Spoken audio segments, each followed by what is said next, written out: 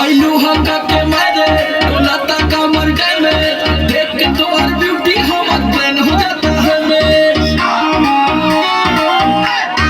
आइलू हका के मारे लता कमर गए में देख के तोहर ब्यूटी हमर प्लान हो जाता है में कहीं कितना सैया पहले मामूर सजैया धून दहले देह राती जैसे रजैया छीन देला दहिया मुसलम बलम आके बलम बलम आके बलम बलम आके बलम हाय बलम बलम आके बलम हाय बलम बलम आके बलम धस जैसे नरगद के कलम बलम आके बलम बलम आके बलम बलम आके बलम।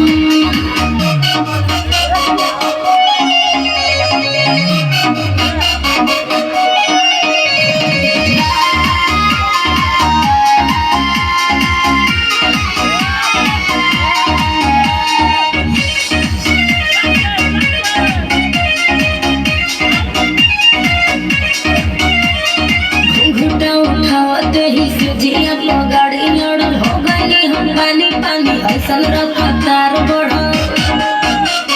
बुझला सोचो मैं बोले गवदार बड़ी मारता ऊपर से नीचे ले उड़ा देले बगलता जब धैले कवारी मोर बढ़ल बेकरारी लसर फसर करे लागल देह साया साड़ी गरम रहे खाके मुर्ग मुसलम बलम आके बलम बलम आके बलम बलम आके बलम हाय बलम बलम आके बलम हाय बलम बलम आके बलम धस जैसे नरगद के कलम बलम आके बलम बलम आके बलम बलम आके बलम।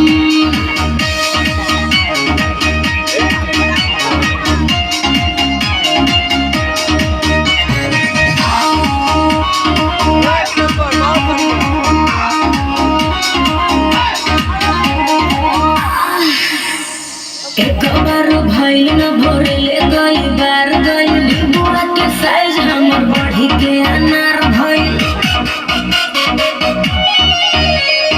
लगता भला मुआ मोहित बटे खेल के एकदम मरी जाई मुआ आई गेल के मरले बाया संछा समर अलग धगा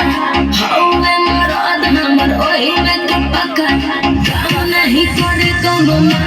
बलम आके बलम बलम आके बलम बलम आके बलम हाय बलम बलम आके बलम हाय बलम आके बलम बलम आके बलम बलम आके बलम।